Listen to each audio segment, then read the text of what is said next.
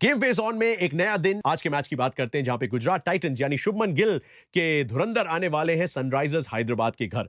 बड़ी कहानियां, एक तरफ है बेस्ट बैटिंग यूनिट, दूसरी तरफ है वर्स्ट बैटिंग यूनिट। और ऐसा हमें बिल्कुल नहीं लग रहा था जब सनराइजर्स ने अपने पहले ही मैच में 286 रन बना दिए थे, यानी आईपीएल के इतिहास का दूसरा सबसे बड़ा स्कोर लगा दिया था।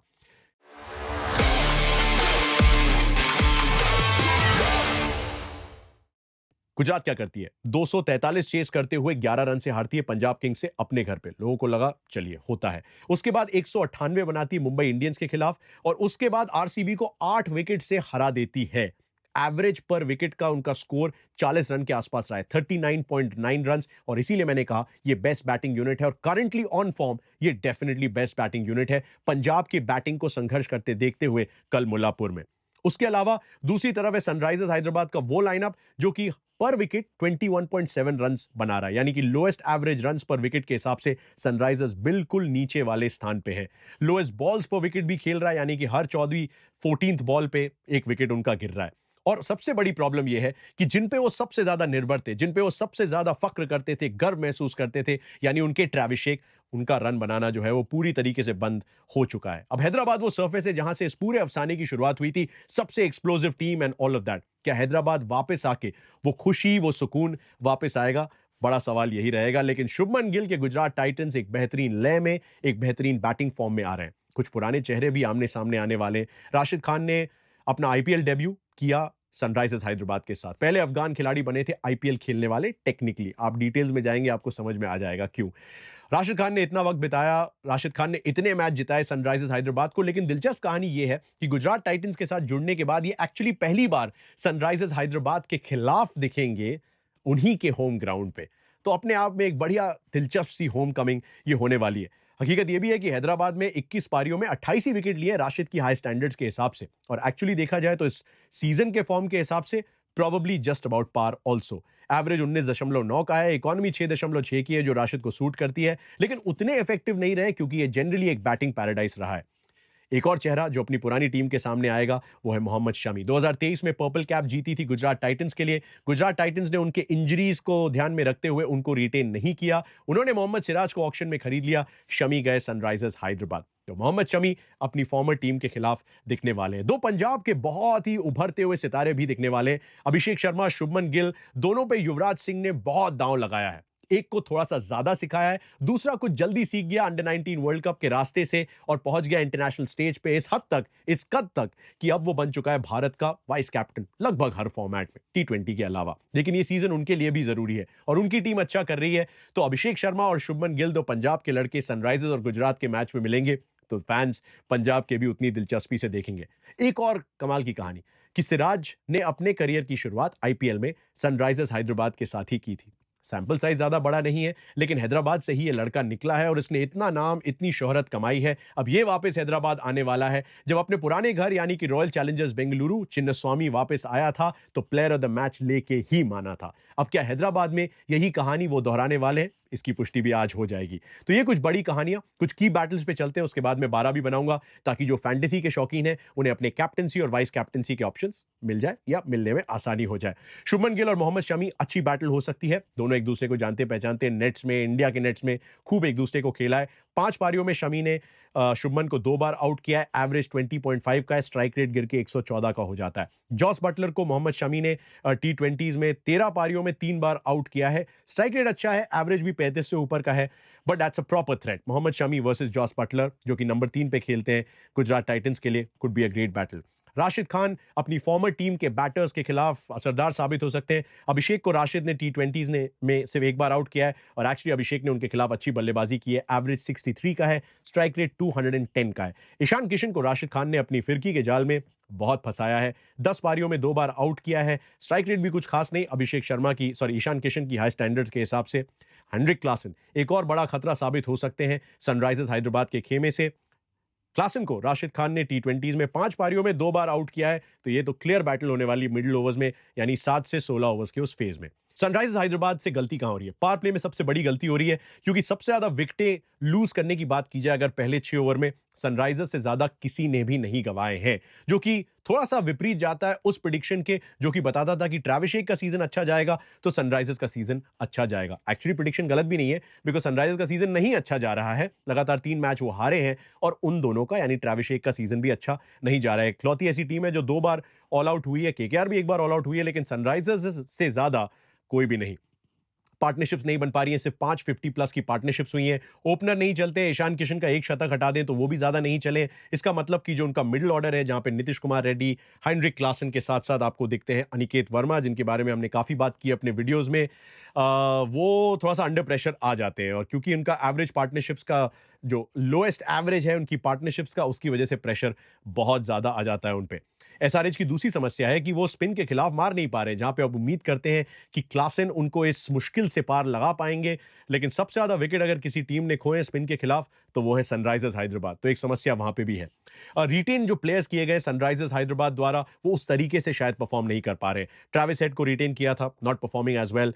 अभिषेक शर्मा का भी संघर्ष रहा है, उन्हें भी रिटेन किया था। Klaasen, Nitish Reddy, PAT Cummins जो कि उनके कप्तान है, पांचों के पांच जो है वो संघर्ष कर रहे हैं। तो रिटेन प्लेयर्स का रन ना बनाना, विकेट ना लेना, अच्छी परफॉर्मेंसेस ना देना, ह्यूज प्रॉब्लम, बहुत प्रॉब्लम है भाई। अभिषेक शर्मा ने अभी तक 4 पारियों में सिर्फ 33 रन बनाए हैं। हेनरिक क्लासन ने 4 पारियों में 125 रन बनाए हैं, बट एक ही पारी जो है वो ऑफ नोट आई है।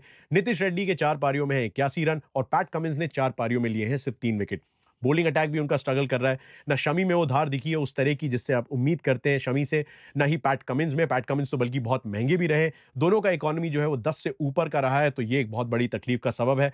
और 3 विकेट 4 मैच में पैट कमिंस जैसे वर्ल्ड कप विनिंग कैप्टन को शोभा बिल्कुल नहीं देता है। एडम जैम्पा, वियान मुल्डर के बीच में एक नहीं मैं पहले, नहीं तुम आगे, नहीं तुम पहले, नहीं मैं आगे वाली कहानी थोड़ी सी चल रही है, और वहीं पे थोड़ा सा खो गए। जीशान अंसारी के जरिए एक लेग स्पिन का ऑप्शन देने की कोशिश की गई है, लेकिन जैम्पा के आंकड़ों के बारे में हमने चर्चा की थी पिछले मैच में।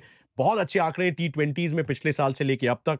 May be it's time to say yes to Adam Zampa. तो पैट कमिंस, शमी का ना चलना, हर्षल पटेल के 4 इनिंग में 4 विकेट अभी तक, इकोनॉमी 9.5 का लगभग, और फेज बाय फेज जो है स्पेशली पहले 6 ओवर में इकोनॉमी लगभग 11 का इनके बोलर्स का, और आखिरी 4 ओवर 17 से 20 जहां बहुत छक्के पड़ते हैं, वहां पे इकोनॉमी 17 का है, जहां पे सनराइजर्स हैदराबाद लास्ट नंबर पे है अपनी बॉलिंग के हिसाब से। बिग प्रॉब्लम्स गुजरात टाइटंस के लिए। शुभमन गिल को स्टार्ट मिल रही है, उन्हें कन्वर्ट नहीं कर पा रहे, तो उम्मीद है कि सनराइजर्स हैदराबाद की सरफेस, मतलब हैदराबाद की सरफेस उन्हें सूट करेगी। 3 इनिंग में अभी तक 85 रन है, और 41 प्लस रन अभी तक नहीं बना पाए हैं, तो उस 50 का, उस 100 का इंतजार है, क्योंकि मेरी तो ऑरेंज कैप की रेस में शुभमन गिल हैं। ऑरेंज कैप की रेस में एक्चुअली साई सुदर्शन बने हुए हैं, और उन्होंने 2 बेहतरीन पारियां अभी तक खेली हैं। 3 पारियों में 186 रन है, सिर्फ निकोलस पूरन से ही पीछे हैं वो रनों के हिसाब से इस सीजन में। स्ट्राइक रेट भी अच्छा है, पहली 10 गेंदों में टाइम लेते हैं, 107 का स्ट्राइक रेट। 11 से 20 गेंदों के बीच में उनका स्ट्राइक रेट 177 का हो जाता है। फिर थोड़ा सा अपना हैंड ब्रेक पुल करते ही है कि 30 गेंदों के बाद अचानक स्ट्राइक रेट ऑलमोस्ट 200 के पास पहुंच जाता है, यानी 196 आफ्टर फेसिंग 30 और मोर डिलीवरीज, व्हिच टेल्स यू कि साई सुदर्शन को जितना आप टाइम खेलने दोगे उतना ये बंदा ज्यादा घातक हो जाएगा। जॉस बटलर 3 नंबर पे पूरी तरीके से फिट बैठ चुके हैं, तो एक बहुत अच्छा double thumbs up Gujarat Titans के लिए कि भले ओपनर की तरह ना खिलाया हो, बट ऑलमोस्ट एक ओपनर का ही काम करवाया, क्योंकि शुभमन इंटेंट के साथ खेलते हैं। अगर उनका विकेट जाता भी है तो दूसरी तरफ स्लो डाउन होता नहीं है, क्योंकि जॉस बटलर आ जाते हैं, मतलब 7 शतक है बंदे के आईपीएल में, तो आप इमेजिन कर सकते हैं। 5 पारियां जो उन्होंने सनराइजर्स हैदराबाद के खिलाफ खेली है बड़ी इंटरेस्टिंग है। एक बतक यानी कि 0 of 1, 95 of 59, 54 of 22, 35 of 28 and 124 of 64। कौन भूल सकता है वो 124 रनों की पारी। ये पिछली 5 पारियां हैं उनकी सनराइजर्स के खिलाफ, जिसमें से मतलब 2 तो 50 है और 1 100 है, तो आप इमेजिन कर सकते हैं कि जॉस बटलर का खतरा कितना बड़ा है, खासतौर से एक ऐसी सरफेस पे जहां रन बनते हैं। टॉप 4 जैसे कि सनराइजर्स के साथ नहीं हो रहा है, गुजरात टाइटंस के साथ एग्जैक्टली वही हो रहा है। वो अपनी जिम्मेदारियों का निर्वाह कर रहे हैं। 94% डिलीवरीज वो टॉप 4 ही खेल रहे हैं, यानी कि नीचे वाले बल्लेबाजों पे दबाव उतना आ ही नहीं रहा है। लीड स्पिनर जो है वो उनके अजीब अजीब फॉर्म में। राशिद खान उतने अच्छे फॉर्म में नहीं दिखे, 3 पारियों में सिर्फ 1 ही विकेट।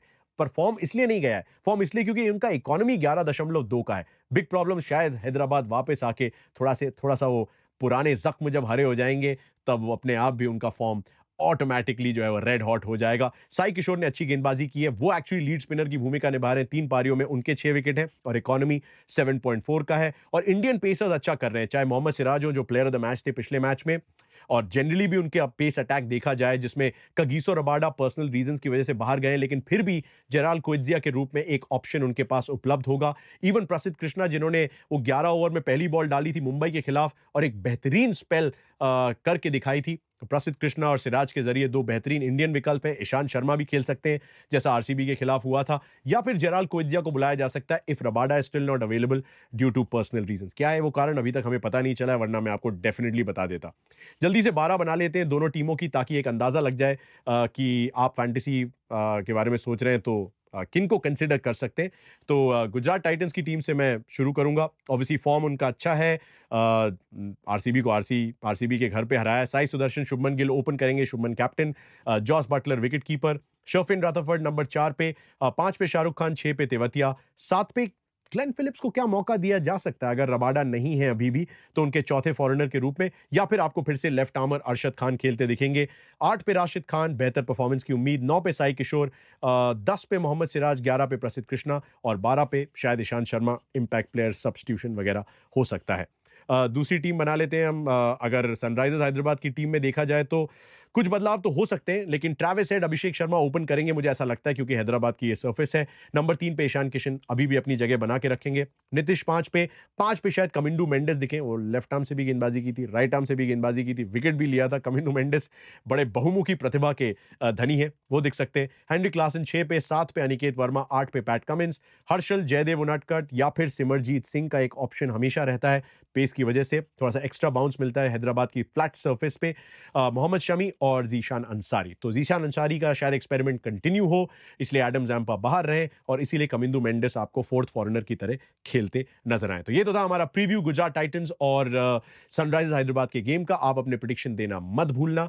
टॉप रन गेटर कौन, टॉप विकेट टेकर कौन, और पुराने चेहरों की मुलाकात में सबसे ज्यादा इंटरेस्टेड आप किसको देखने में हैं? Rashid Khan back to Hyderabad, Shami against his former team, या फिर शुभमन और अभिषेक में से कौन सा पंजाबी मुंडा ऊपर उठ के आने वाला है? तो बाय।